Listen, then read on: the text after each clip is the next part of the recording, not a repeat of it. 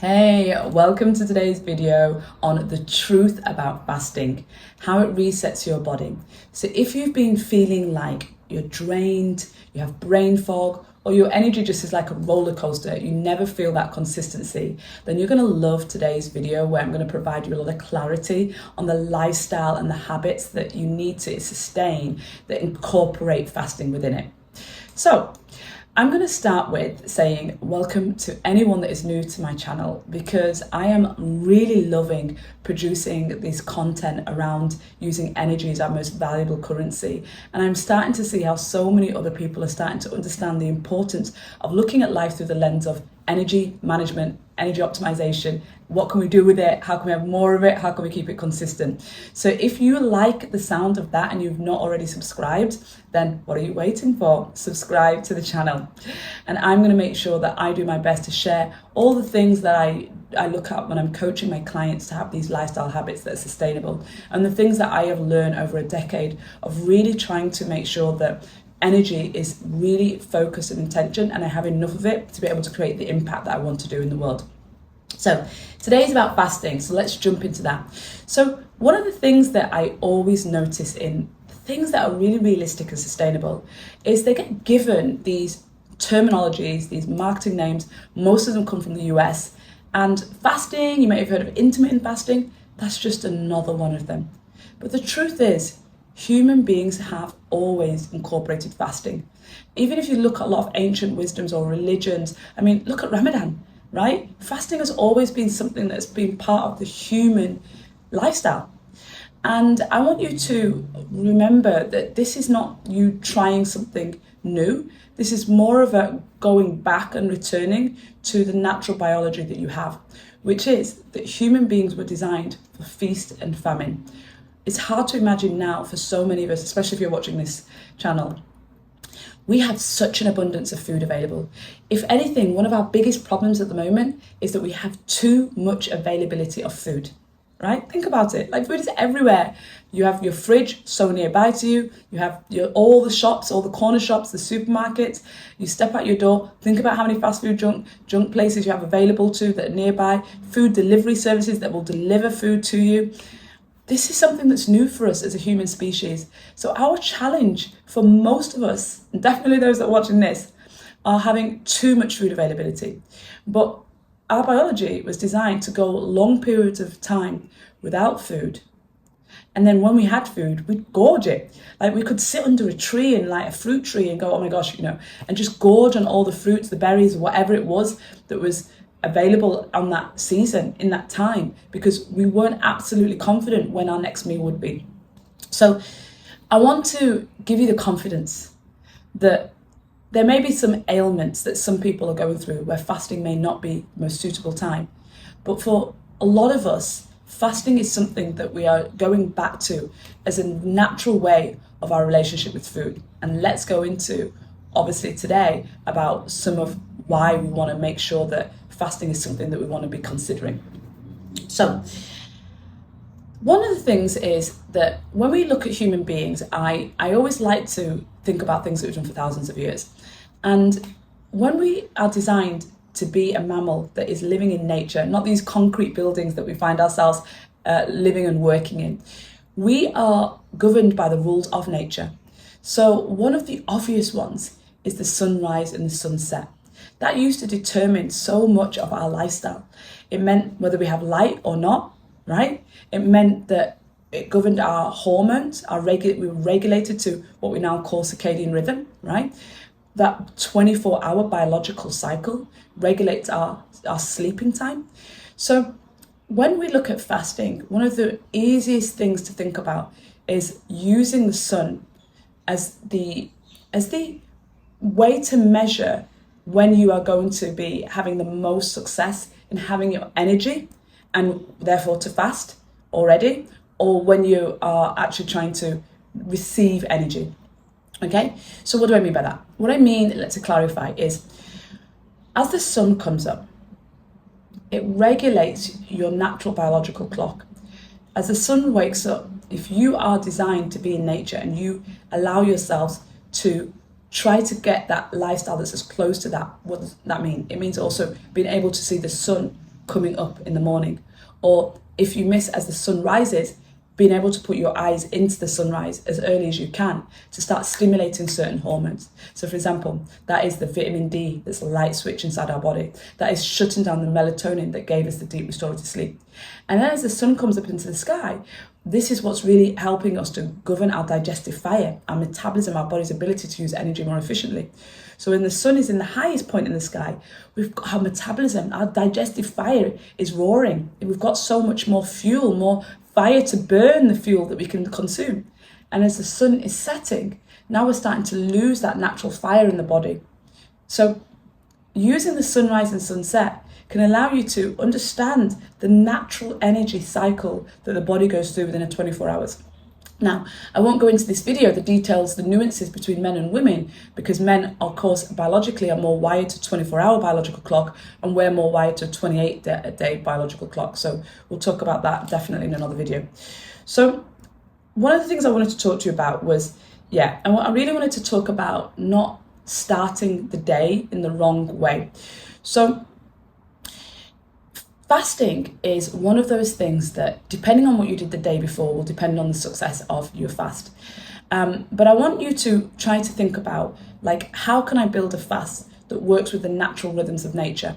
So when I start the day, I think about, like, really intuitively noticing when I get hungry. And if you're new to this, sometimes it takes a little while to kind of just figure out, like, for me, actually my natural hunger starts at 10, or my natural hunger starts at 11, or my natural hunger seems to start at 12. It's going to be slightly variant for others, for everyone, based on our lifestyle and based on the demands that we have, and honestly based on our existing wellness.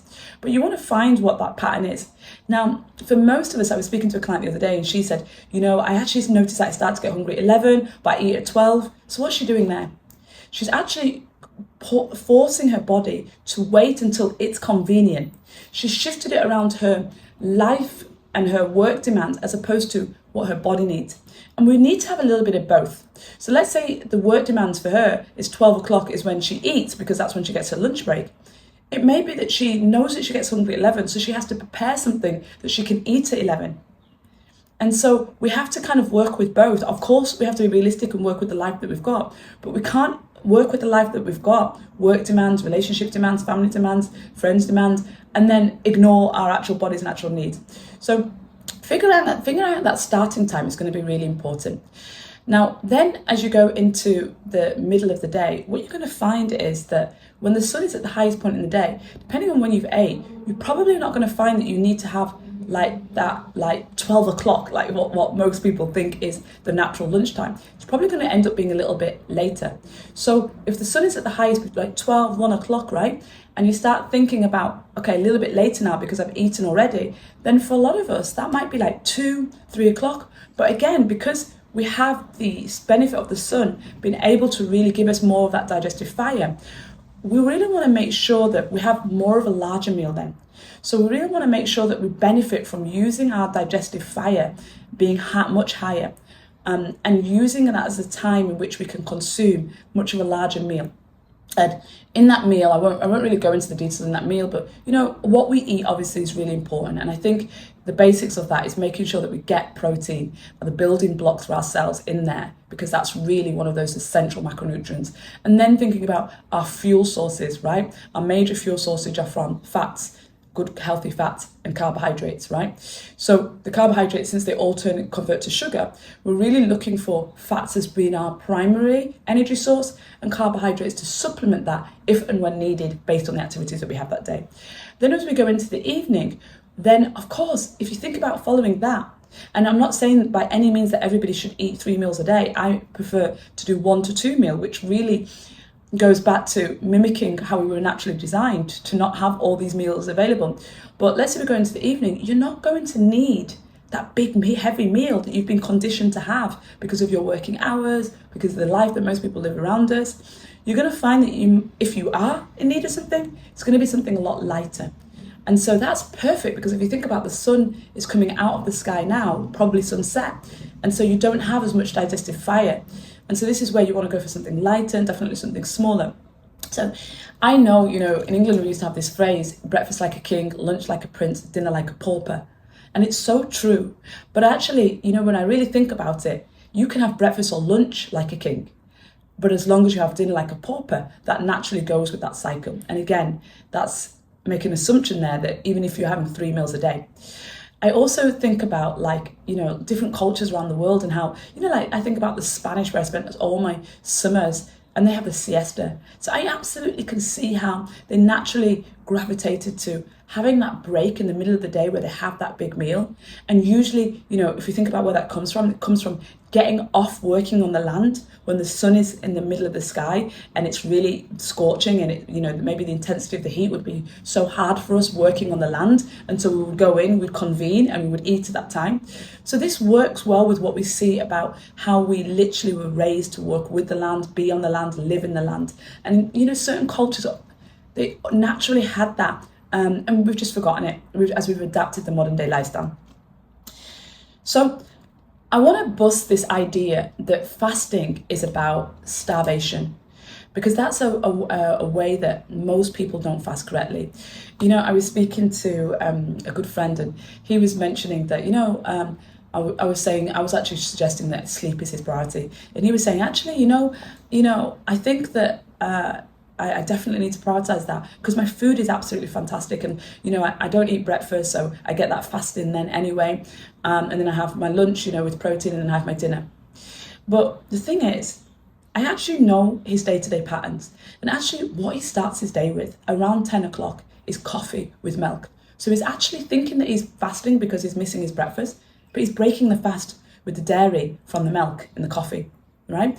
And then his lunch is perfect, but it's that traditional perfect, protein and salad, which to me is not soul-filling. It's not nourishing.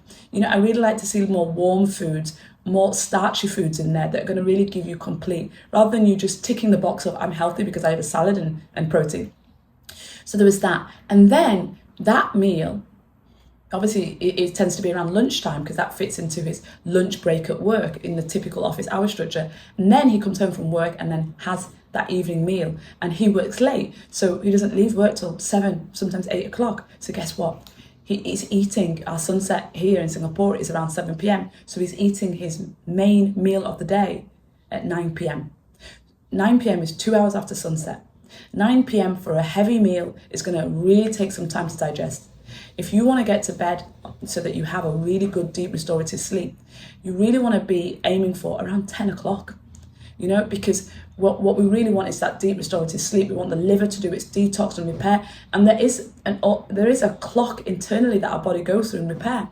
And so you want that 2 to 3 hour window to digest all of that food before you go to bed. So can you see how with that 9 p.m. meal, not only is that going to affect his sleep, not only does he have to digest his food, and not only is he digesting a main meal at the time when you have less of that metabolic fire supporting you.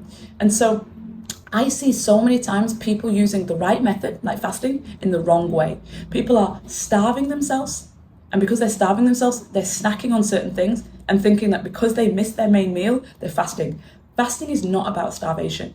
Fasting is about looking at the food that you eat, still making sure that they are the quality foods that we should be eating, so the human being's diet. So check out my videos on human being's diet versus processed food. And then reducing the window of time in which you eat it in.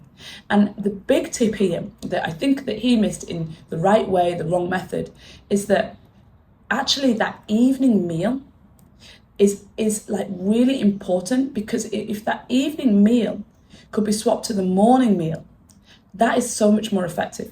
So what I'm saying there is that those of us that eat breakfast, we break our fast. So forget about the time, but think about breakfast is just another one of those words that we've come up with to label a certain time that we're supposed to eat with a certain type of food that we eat. But the real word is breaking the fast. So if you break the fast at 9 or 10 or 11, okay, but decide when you actually break the fast. So he's breaking the fast with coffee.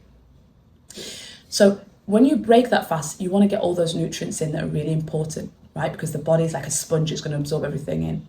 But then those other meals that you have, well, maybe you just have one meal, but those other meals are going to give the body all the nutrients that you need.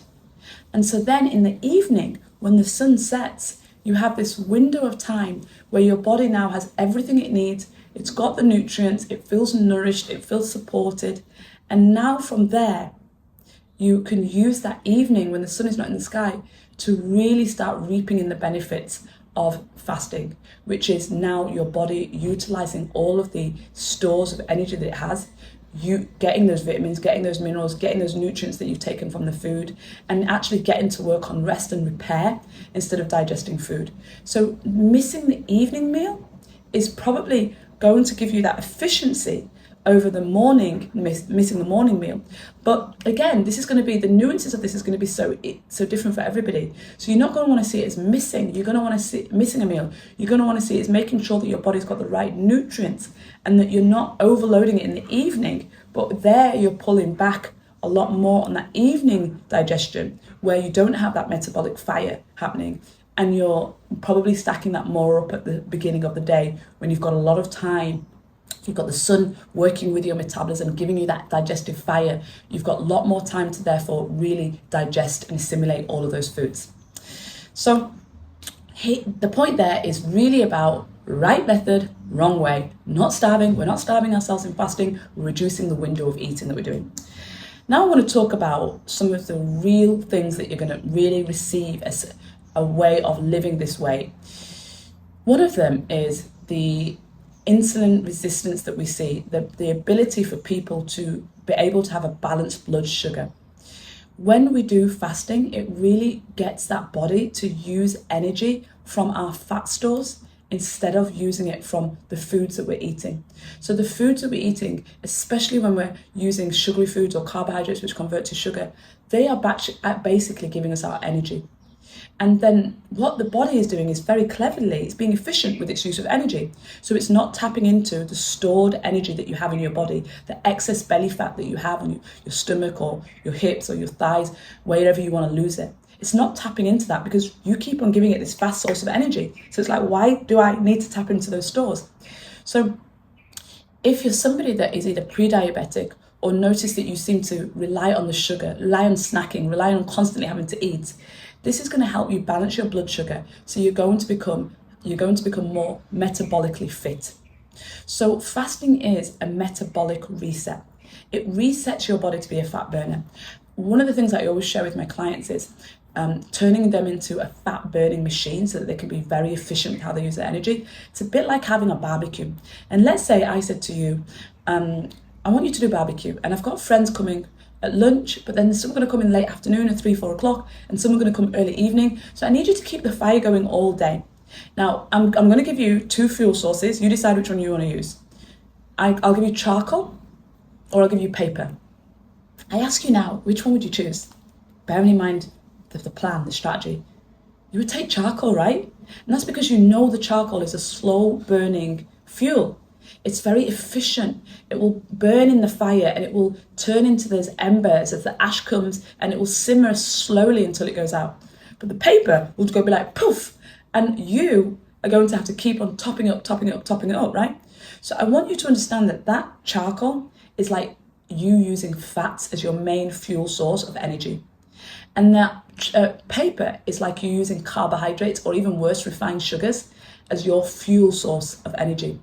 So with the healthy, good fats like your extra virgin olive oil, your cold pressed coconut oil, your avocados, your nuts and nut butters, your coconut milks and creams, your ghee, these healthy fats, they're going to give you this slow burning fuel that's going to keep your blood sugar balanced and allow you to release energy slowly. That is the charcoal in the fire, the digestive fire, the barbecue.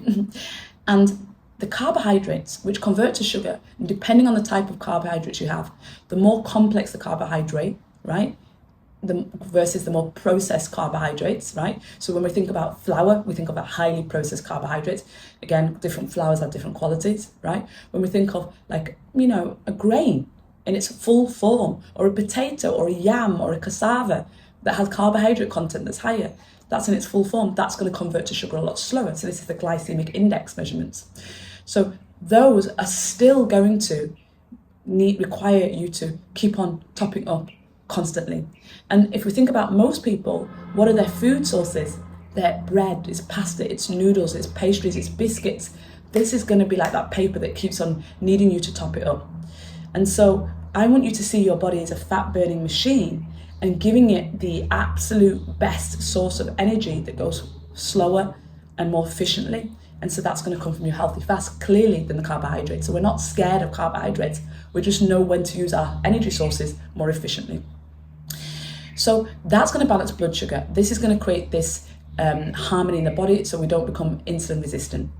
The other thing is autophagy. Autophagy is literally like cannibalism. It's when your body is not having to digest the foods that you're eating, it has to go to another source. And so, of course, the first layer is the fastest fuel source, right? The carbohydrates, the paper, right? The second fuel source is going to be, the healthy fats, right? The charcoal, the slow burning. And then it's going to go into the stored fats.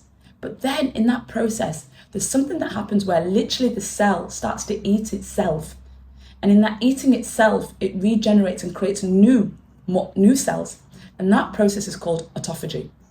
And that process is like, ladies, it is like the best anti-aging you can do for free and natural, right? As new cells get regenerated.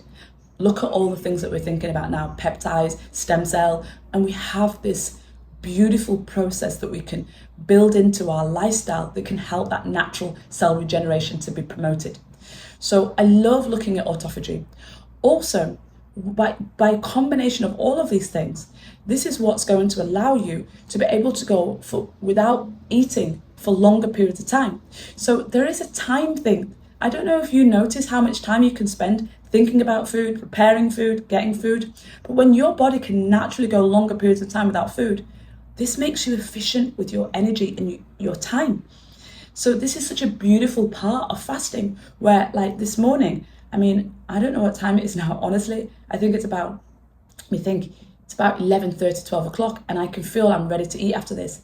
But the fact that I didn't have to think about preparing a meal before I set up, to get ready to share with you, and I could just take my slow morning and did my yoga and just took my time, knowing that my body is going to be absolutely fine with it. But I can feel right now the difference between not just having my stomach empty, but the fact that I can feel it's literally going into my fat stores. I can feel where it's gone past that, that there's growling that your stomach does, it goes past that and it goes deeper into this another layer, and I know that I'm burning fat. I also measure it. You can measure this, but after a while of doing this for so long, you can just tell when you switched on all of that autophagy. So probably now, if you think about how long I've been fasting, you see, I don't even think about it now, the time. My last meal was about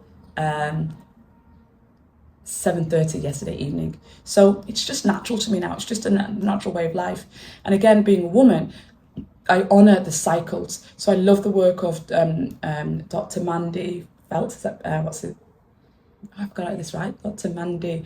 Oh, hopefully you guys know it. I think it's Felt.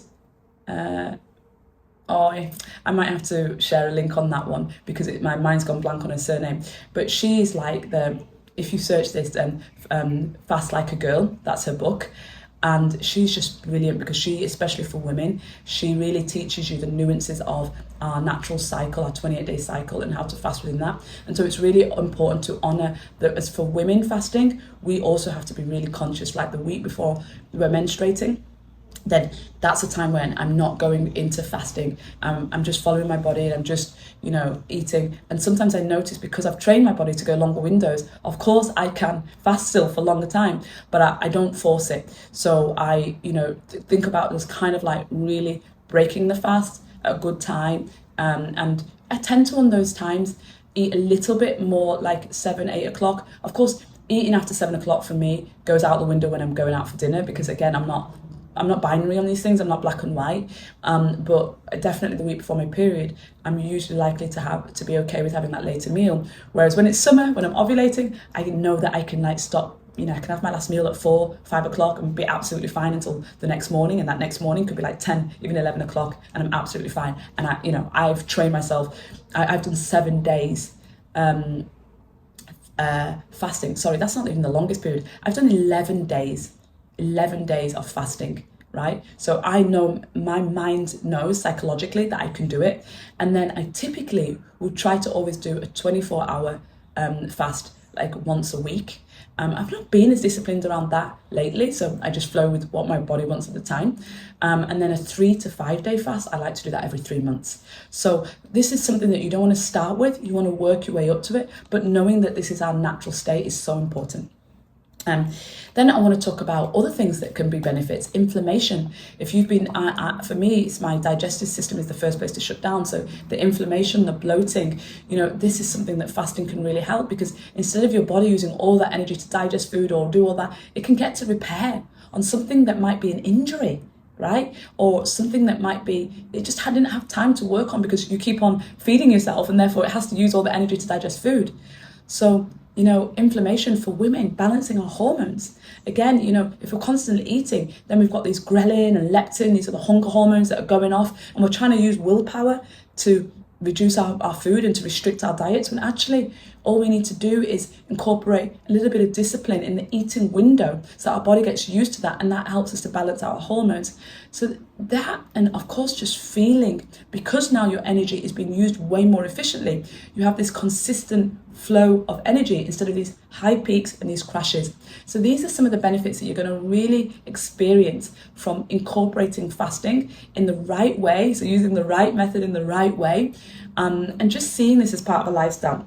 So I would just say that in the different strategies that are available to you, what I found works best for clients and myself is when you start out, you want to kind of start off with what they now term as intermittent fasting, but I really find that the 16-8 window works. So if you think about the 24 hours that we have in a day, most people find that if they push their breakfast a little bit later, let's say 10 o'clock, and you push your dinner a little bit earlier, let's say 6 o'clock, you have a solid 8-hour window in which you can eat in. Now, the amount of food that you need to eat in that window, you have to start tweaking and and the type of food that you want to eat, especially when you're breaking your fast, is really important. But just that window of time seems to be one that seems to move us from the modern day living into a fasting lifestyle with so much ease and flow. And then if you think about it, 6 p.m, you then fast all the way from 6 p.m. That's just before, for a lot of it, like me, I'm in Singapore, so the sun sets here at 7 p.m. So you can adjust accordingly. But for me, that means it's 1 hour before the sun sets. I've already started my fast, brilliant. And so sometimes I'm just going to say to you that I notice that at that time I start to go, am I hungry? Am I hungry? And I question myself a little bit. And I've really noticed for me that if I just wait that hour, like it's almost like when the sunset kicks in, it just shuts down naturally. It's like, oh yeah, I'm good now. And so let's say you go from 6 p.m. and you go all the way then until the morning, and that is that deep restorative fast. Again, for women, we need to be conscious of our cycles, but that is that deep restorative fast that works so well. And you might want to start that off with that strategy once a week if you're not used to fasting. Then try twice a week, and then 3 times a week, and just see and play what works for you. Always monitoring how you feel. Always, checking in with yourself and making sure that you're not too dogmatic, you're not too extreme, that if you feel that you need support, you go to experts for advice. It's really good if you can find a functional medicine doctor that you can work with and you can talk to about this fasting transition and how it works for you based on looking at your markers. You want to look at your biomarkers and really test that to see if that's safe and a healthy time for you. There are periods in our life when we're much older. Later start of our age of our life. For our grandparents, this might not be something that is wise for to do. Pregnancy, just there are so many different periods of our life and ailments that we have where we might decide that this is not the best strategy. But for so many of us, this can really unlock that consistent energy that we're looking for. So that's all I really wanted to share on this. And I hope it's just been really helpful, just from a practical side of thinking about, how can we really look at the truth about what fasting is for us and how we've done it for thousands of years, and how we can really use it to reset our bodies so our bodies can unlock the energy that it has inside us, give us that consistent energy so that we can use that to create the impacts that we want in the world. And if you liked this video, please do give it a like so that so many more people that I want to reach out can really see these insights. And I just want to say that the best place to really get to understand the life that I live and the way that I teach others and being able to see energy is our most valuable currency in their lifestyle habits is by signing up for my newsletter. And I'll make sure the link is below, because in the newsletter, that's where I share the practicalities of day to day and how it looks like. So I hope you enjoyed, and I'll see you on the next one.